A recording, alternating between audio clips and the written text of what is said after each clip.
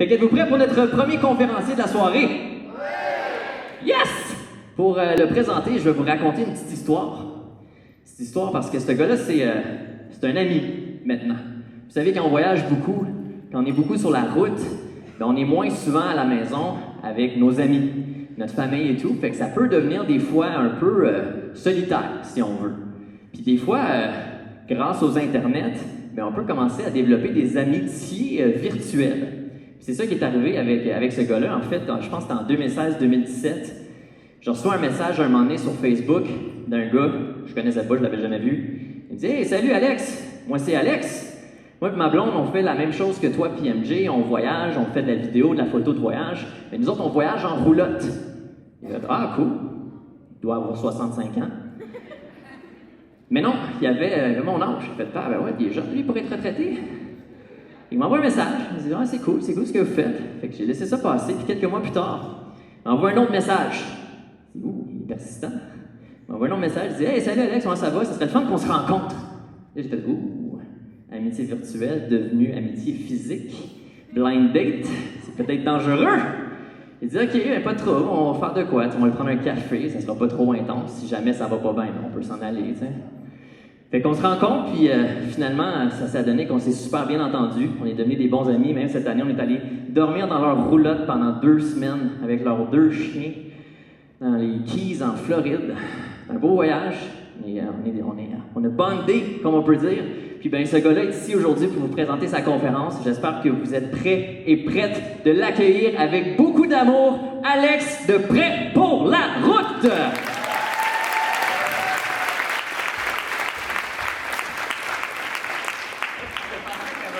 On n'avait pas pratiqué, hein? Là, il faut que je teste mon clicker parce que là, ça ne marchait pas d'en arrière. Oh yes, full contrôle.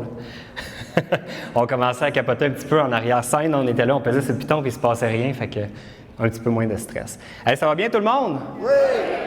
Bon, aujourd'hui, je me transforme en Monsieur Alexandre, votre professeur d'économie de voyage. Vous pouvez y aller tout le monde ensemble. Bonjour, Monsieur Alexandre! Là, inquiétez-vous pas, il n'y aura pas de devoir. Mon but, c'est juste de vous partager un petit peu notre histoire, que vous appreniez un petit peu comment nous, on fait pour voyager à temps plein, puis tout ça en le faisant sans s'endetter, puis comment vous pourriez peut-être modifier des petits trucs dans votre vie pour être capable de voyager vous aussi sans vous endetter. Ça, c'est ma blonde Valérie. Moi, je suis le gars du duo Prêt pour la route. J'ai 29 ans. Est-ce qu'il y en a des abonnés de Prêt pour la route parmi vous? J'en ai-tu un peu? Oui. Bon, ceux qui sont abonnés de Prêt pour la route, vous savez qu'entre Valérie et moi, c'est moi qui ai la grande gueule. C'est moi qui parle quasiment tout le temps dans les vidéos. Ça prend bien quelqu'un pour le faire. Fait que c'est moi qui va vous jaser ça aujourd'hui. Aujourd'hui, je vous donne un petit cours d'économie 101 pour vous mettre en contexte. Moi, je suis courtier hypothécaire. Ça fait 10 ans que je fais ça comme métier. Ce que vous voyez comme image en arrière, c'est des images dans mes débuts, dans les premières années. Moi, j'avais mon bureau à la maison. Donc, les gens venaient pour des consultations à domicile. Ils venaient me rencontrer directement chez moi. Et si vous voyez peut-être, je ne sais pas si mon petit pointeur se rend, ouais, ici, derrière ma tête, là, vous voyez, c'est un fax. Il y a 10 ans, on fonctionnait avec ça encore. Les clients venaient me rencontrer en personne, ils m'amenaient leurs documents en version papier et moi, je devais les faxer aux institutions financières. J'avais un classeur à peu près haut de même rempli de tous les documents de tous mes clients des dernières années. Puis, à cette époque-là, l'idée de voyager à temps plein était très, très loin dans mon esprit. Moi, à ce moment-là, je rêvais d'avoir une Porsche, d'avoir une plus grosse maison et de posséder tous les produits qu'Apple allait inventer. Ça n'a pas changé, mais pour le reste, vraiment, ça a évolué avec le temps. Ce que vous voyez ici, c'est des images de notre premier voyage parce qu'en fait, on avait l'habitude de camper dans le coffre de notre Jeep au départ. On a expérimenté le camping là-dedans. On avait un petit matelas qu'on installait à l'arrière de notre Jeep. Puis, avec le temps, on s'est mis à triper un petit peu sur le camping. Puis là, on a décidé de faire l'achat de notre première roulotte, qui est une Winnebago de 17 pieds, très, très modeste, mais avec tout ce qu'il faut pour survivre à l'intérieur. Notre but était vraiment juste de profiter de des petits week-ends, des petites vacances de temps en temps, puis de vraiment s'amuser avec nos animaux parce qu'on voyage avec nos 2 chiens. Fait que ça, c'était le projet initial avec la roulotte. Puis là, il est venu un moment donné où on s'est mis à se dire, bon, on a fait pas mal toutes les petites destinations proches de chez nous, proches du Québec, puis là, on voudrait aller vers une destination beaucoup plus loin. On voulait visiter l'Ouest canadien. Fait que ça, c'était un gros projet qu'on avait. On se disait qu'il faudrait partir quelques mois pour aller faire le tour de l'Ouest canadien. Mais là, à cette époque-là, moi étant travailleur autonome, j'ai personne pour me remplacer. Là, je me ramasserais à avoir des dépenses supplémentaires parce qu'on serait en voyage. J'aurais personne pour me remplacer pour générer des revenus pendant ce temps-là.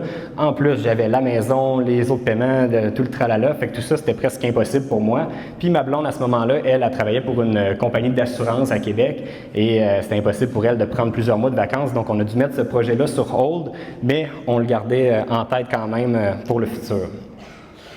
C'est là qu'on s'est mis à découvrir le mode de vie de nomade digital. Je ne sais pas si vous voyez des fois des photos sur Instagram, quelqu'un qui est assis sur la plage avec son portable et qui a l'air de travailler. Ça, pour l'avoir expérimenté en personne, je peux vous confirmer que c'est vraiment pas terrible. Il fait tellement soleil que tu vois rien dans ton écran. Si tu veux parler au téléphone, il y a trop de vent, on n'entend rien. Puis là, il se ramasse plein de sable dans ton équipement. Fait que c'est beau pour les photos Instagram, mais en réalité, c'est vraiment très ordinaire. Mais vous comprenez le principe que le but des nomades digitaux, c'est d'être capable de voyager et de travailler en même temps, générer des revenus pendant qu'on est sur la route. Puis c'est ça un peu qui nous faisait rêver. Nous, on avait découvert ça à travers un duo sur YouTube, un duo américain qui s'appelait Gone with the Winds. Eux autres, ils voyageaient, ils travaillaient à temps plein dans leur roulotte, dans leur VR en fait. Puis on s'est dit que peut-être que nous autres, on pourrait faire la même chose dans le futur. Ensuite, on regarde un petit peu côté budget, parce que là, c'était beau de se dire qu'on pourrait éventuellement voyager à temps plein, mais il fallait regarder un petit peu les principes d'économie de base, parce que vous savez que moi, je travaille en finance, fait que c'était, pour moi, de tout sacrer là nos jobs, tout vendre puis partir, c'était vraiment impensable pour moi. Moi, je me disais, faut un projet qui fasse du sens financièrement pour pas qu'on compromette notre futur, notre avenir financier, puis qu'on se garde une porte de sortie, parce que si un jour on voulait revenir à la maison, à notre vie antérieure, si jamais on n'aimait pas ça, bien, on voudrait toujours être capable de le faire. Si on regarde un principe d'économie de base, c'est deux colonnes de chiffres. La colonne de chiffres de l'argent qui rentre, la colonne de chiffres de l'argent qui sort. Nous, en étant à la maison, le budget se tenait bien. Fait que si on était capable de maintenir à peu près le même ratio en étant sur la route, bien, on viendrait être capable de voyager à temps plein sans s'endetter. C'est surtout ça la portion qui est importante. Ce que je vous ai fait ici, c'est une petite répartition des dépenses que j'avais estimées avant de partir, donc soit pendant qu'on était à la maison ou sur la route. Pour vous donner une idée, à ce moment-là, en 2016, notre maison nous coûtait à peu près 1 600 par mois en termes d'intérêts, taxes municipales et scolaires, tout l'entretien, etc. Puis j'avais estimé que sur la route, ça nous coûterait à peu près 1 000 $ de camping par mois, puis environ 400 $ de plus d'essence en étant sur la route. Donc là, je venais de rajouter un 1 400 de dépenses. Il fallait nécessairement que je me débarrasse de la dépense de la maison à ce moment-là. Fait qu'on n'avait pas le choix, nous autres, financièrement, pour qu'on soit capable de voyager sans s'endetter, de soit la mettre à louer, soit la mettre à vendre. Donc, pour ne pas compromettre notre avenir, on s'est dit qu'on allait commencer par tester en la louant pour la première année. Puis après ça, le futur s'en est suivi. Là, aujourd'hui, elle est vendue. Puis on a conservé le profit de vente pour être capable un jour de se racheter une maison si jamais on décide de retourner sédentaire. Fait que vous voyez un petit peu, dans le fond, la répartition des revenus, des dépenses plutôt, ça a resté presque pareil. Peut-être au niveau de la nourriture, c'est exactement la même chose. On a mis un petit peu plus de budget au niveau des activités, mais surtout la colonne qui est importante, c'est celle au niveau de l'épargne, qui était bien importante pour moi de conserver, de garder le même pourcentage à peu près de mes revenus que j'allais continuer à épargner, même en étant sur la route pour ne pas compromettre le futur financier de notre petite famille. Vous souvenez-vous, tantôt, je vous parlais de mon fax en arrière. C'est clair que si nos dépenses sont les mêmes pendant qu'on est sur la route, il faut que nos revenus soient les mêmes pour que le budget il balance en bout de ligne. Fait que là, on est rendu en 2016. Le fax, je ne l'utilise plus. Maintenant, mes clients, ils m'envoient leurs documents par email. Ça s'en va tout dans le cloud pour les conserver. Fait que j'ai plus besoin de mon gros classeur ou de même. Fait que là, on est rendu vraiment plus avancé au niveau de la technologie. On est rendu avec des signatures électroniques. Fait que je me rendais compte que même si j'avais pas un métier qui était traditionnellement pratiqué à distance, j'étais capable, moi, de faire de plus en plus de dossiers à distance, puis qu'il me restait juste à modifier un petit peu ma façon de vendre à mes clients pour que la transaction se fasse à distance à 100% plutôt que de les rencontrer. Bien, je me rendais compte que je les rencontrais juste pour le contact humain puis faire la transaction en tant que telle, mais je n'avais pas besoin vraiment, d'un point de vue technique, d'être là en personne. Vous voyez, c'est un petit peu l'évolution de notre équipement à travers le temps. Tantôt, je vous disais qu'on essaie d'être un petit peu conservateur dans nos choix. On est vraiment allé étape par étape. On a commencé par le camping dans notre Jeep. On a évolué après ça avec la petite roulotte. Puis quand on a fait une année complète à vivre dans la petite roulotte, puis qu'à se dire que vraiment on était décidé qu'on voulait maintenir notre projet de vie sur la route, bien là, à ce moment-là, on a upgradé à l'Airstream, qui est notre roulotte actuelle, qui est beaucoup plus grande, beaucoup plus confortable pour vivre à temps plein. Puis c'était un petit peu l'idée qu'on avait derrière la tête de se dire qu'en l'ayant pour un bon prix, puis en achetant une roulotte qui conservait bien sa valeur, si jamais on décidait de la vendre pour revenir en arrière puis retourner à la maison, bien, on aurait toujours cette option-là qui serait disponible pour nous autres. Prêt pour la route, il y en a un petit peu, tantôt j'ai entendu des applaudissements un petit peu partout là, de gens qui connaissent le projet, mais peu de gens savent comment ça a débuté ce projet-là. En fait, avant qu'on se mette à partir, on s'est dit qu'on devrait faire peut-être un petit peu comme les gens qui nous avaient inspirés, nous autres au départ, Gone with the Winds, qu'on suivait sur YouTube, puis de peut-être faire des vidéos, partager aussi nos aventures sous forme de vidéos sur YouTube, Facebook, etc. Puis ça viendrait compléter un petit peu le morceau qui me manquait quand je viens faire la vente à mes clients, d'avoir le côté humain, que les gens savent que je travaille encore pour eux autres, même si je suis sur la route, que je suis encore sérieux, que je fais quand même mon même nombre d'heures de travail, que c'est juste que je le fais dans un décor différent.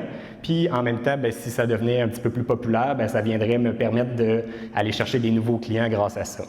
Quand j'ai parlé du projet à Multiprêt, qui est l'entreprise pour laquelle je travaille, il y a un des directeurs du marketing qui travaillait, lui, anciennement avec Évasion.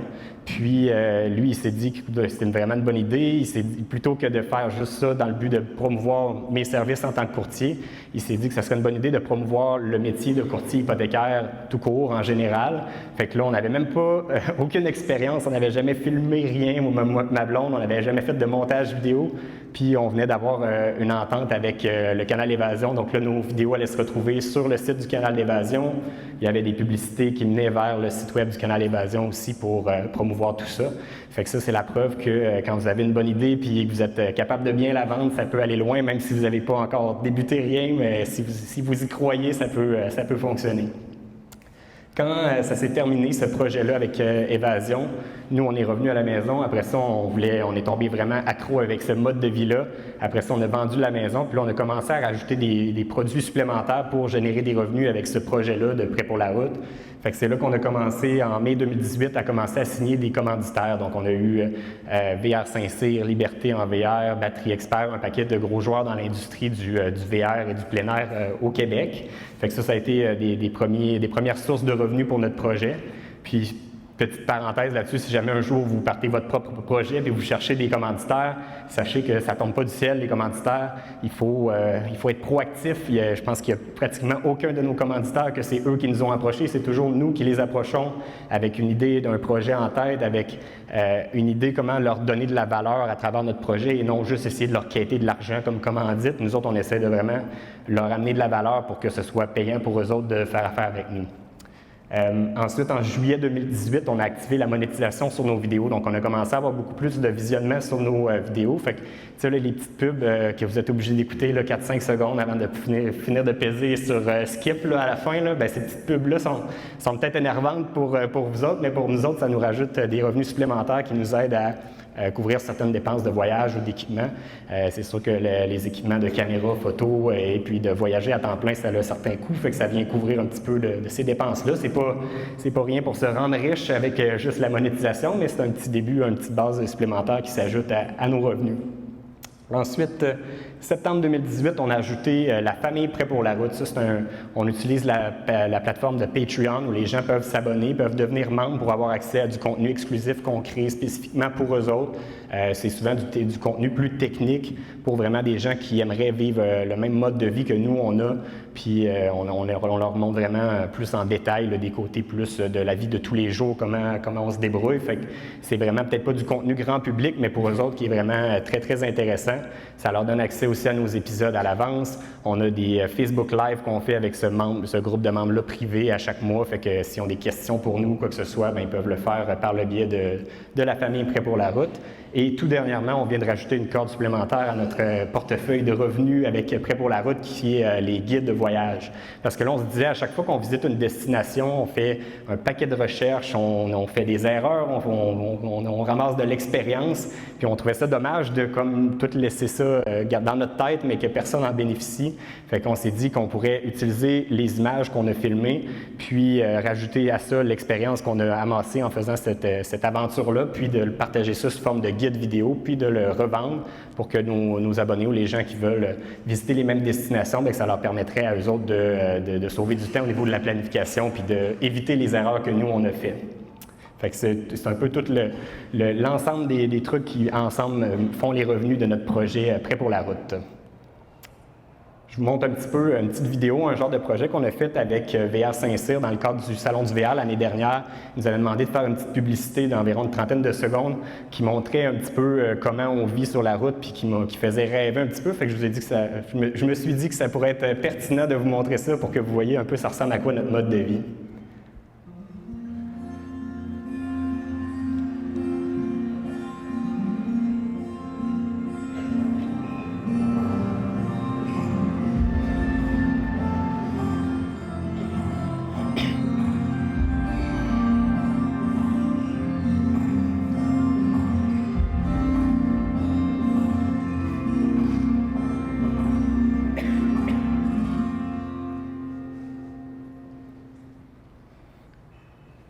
Ça vous donne-tu le goût?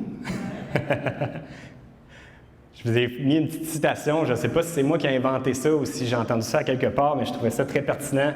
Voyager n'est pas une chance, c'est un choix. On se fait souvent dire ça sur les médias sociaux, ah, vous êtes chanceux de faire ce que vous faites. Je pense que la chance, elle se limite peut-être à la santé pour être capable de le faire. Puis encore là, je connais des gens qui voyagent même en étant handicapés, fait qu'il y a même certaines limites qu'on peut repousser, même si vous n'avez pas la santé parfaite pour le faire. Mais au-delà de ça, je pense que c'est vraiment pas de la chance, c'est un choix, c'est des sacrifices. Puis je peux vous affirmer qu'après 3 ans à vivre sur la route puis à voyager à temps plein, c'est des sacrifices qui en valent amplement la peine. Fait que moi, je vous le recommande fortement un jour. Et maintenant, la balle est dans votre camp. Qu'allez-vous faire? Là, je vous ai parlé de tout, comment nous on vit, comment nous on réussit à budgéter ça. Je vous avais dit tantôt qu'il n'y avait pas de devoir, mais votre devoir, il sera mental. Ce sera de voir dans votre tête à vous, que dans votre situation, qu'est-ce que vous pourriez modifier, qu'est-ce que vous pourriez améliorer pour être capable de voyager plus et surtout sans vous endetter. Fait que merci beaucoup à tout le monde. Bonne soirée.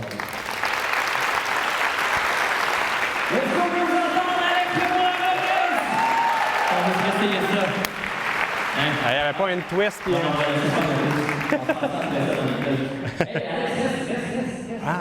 Parce qu'il y a quelque chose que je ne vous ai pas dit tantôt. Dans le fond, à la fin de chacune des conférences, on va faire une petite session de Q&A, questions-réponses. Et s'il y en a d'entre vous qui ont une ou deux questions à poser à Alex, n'hésitez pas. Là, comme je ne vous l'avais pas dit, je vais lancer la barre. Mais juste avant, Val, excuse, t'as eu le tableau. Elle est là. OK, moi, je pense qu'on devrait accueillir Valérie sur la scène de Musique d'amour.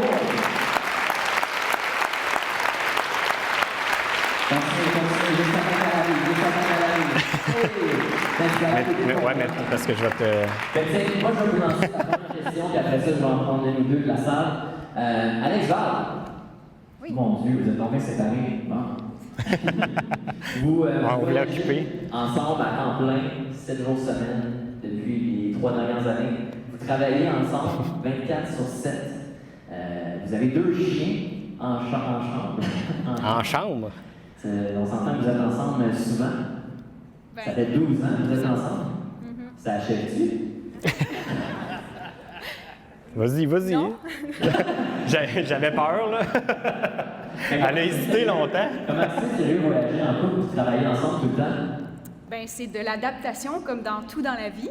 Puis je pense que vu que ça fait 12 ans qu'on est ensemble, c'est une belle preuve qu'on est capable d'en faire plus encore. Fait que pourquoi arrêter ça? Et moi, je me dis, bien, en fait, si vous vivez la vie comme nous autres, je pense que ça amplifie vraiment tout. Fait que si vous êtes un couple qui est fusionnel, qui est toujours ensemble et qui aime ça être toujours ensemble, je pense que ça va juste être mieux encore. Mais c'est sûr que si vous êtes un couple vous avez des frictions quand vous êtes souvent ensemble, mais ça se peut qu'il y en ait de plus en plus. Au compte de 3, on dit 3, 2, 1, Mais tu sais, on dit le voyage, ça passe ou ça casse. Même des fois, après une semaine, on peut réaliser que non, ça casse. Mais vous autres, bravo. Merci beaucoup. Est-ce qu'on a une question dans la salle pour Alex et Val? Oui, mademoiselle. Moi, je veux juste me demander, avec tout ce que vous avez à faire, comme avec les applications, tout, genre, est-ce que combien de temps par jour vous devez passer sur votre téléphone, sur votre ordinateur, à répondre à tout le monde,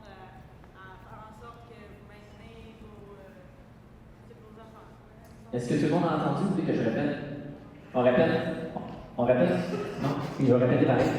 Combien d'heures par jour est-ce que vous passez sur les réseaux sociaux à faire votre travail, dans le fond, vidéo, etc.? Beaucoup. beaucoup. Même tellement beaucoup que je ne pourrais pas vous le compter. Je ne pourrais pas dire combien d'heures on passe à travailler parce que, en même temps, quand on a fait notre première année de voyage, où là, c'était vraiment juste mon travail de courtier hypothécaire, puis les vidéos étaient vraiment plus de côté, ça s'en venait pas notre revenu principal comme là, c'est en train de le devenir. Mais je dirais que depuis que là, maintenant, c'est vraiment le projet qu'on met le plus de l'avant, c'est dur de discerner dans notre vie qu'est-ce qui est du travail puis qu'est-ce qui ne l'est pas. Parce que des fois, on va aller faire une activité qui est super le fun, qu'on s'amuse au bout, on a filmé en même temps, fait que c'était du travail, mais c'était du plaisir en même temps, puis on s'est amusé à le faire, fait que ça devient difficile de discerner qu'est-ce qui est le travail puis qu'est-ce qui ne l'est pas. Mais si vraiment on devait comptabiliser les heures, c'est clair qu'on en fait pas mal plus qu'une job à temps plein normal de 40 heures semaine, c'est peut-être proche du double peut-être en termes de nombre d'heures. T'avais-tu de quoi ajouter, Val? Ben, mettons que si c'est pour répondre à nos abonnés, ben Alexandre, à 6 h du matin, il se réveille comme par magie, je sais pas, c'est tout le temps de même. Puis il répond tout de suite aux gens. C'est la première chose qu'il fait en premier. On va faire ça durant la journée. Si, mettons, on se déplace par quelque part, c'est moi qui conduis, lui, il va répondre aux gens. Avant de se coucher, ça va être tout le temps, dans le fond. Vu que c'est comme notre passion, ben c'est ce qu'on fait à temps plein. Puis on dirait que ça fait partie de nous. On le voit pas comme du travail, fait que c'est pas mal ça. Fait que ce qu'il essaie de dire, c'est que c'est à peu près 22 heures par jour. Ouais. On a le temps pour une dernière petite question pour cette mini-session de Q&A. Est-ce qu'il y a quelqu'un d'autre qui aurait quelque chose à demander à Alex et Val? Sinon, c'est pas grave, ils vont être encore avec nous après. On va juste pleurer dans un coin. Alright, cool. Fait que je vais faire un billet de page de moi-même. Alex et Val, est-ce que vous restez avec nous? Oui. Oui, Bon, parfait. mais call Manon pour le vin. Fait qu'à la fin de la soirée, le matin, c'est Alex, Val, moi-même et tout le monde ici va être encore sur les lieux. Fait que soyez pas gênés de venir nous voir en avant pour nous poser vos questions. Fait que donnez pas de applaudissements pour Alex et Val. Merci beaucoup, merci. Ah, tu prenais-tu le... Il y en a qui se sentent déjà un petit peu plus inspirés. Ah, tu... Il y en a qui voyagent en roulotte. Déjà, qui ont une roulotte peut-être par applaudissement. Et quelques-uns. Fait qu'il y a tellement de faisait choses qu'on chaud. peut faire sur la Il faisait route, chaud. c'est incroyable. Je t'ai apparu 2 minutes que j'ai eu chaud, genre, j'imagine pas, toi. Je suais, j'avais la bouche. Ça a bien été, hein? Quand même, ouais. Moi, je trouve qu'il a vraiment bien performé. Bon, merci beaucoup, mon amour. Voilà la caméra. Cache-le.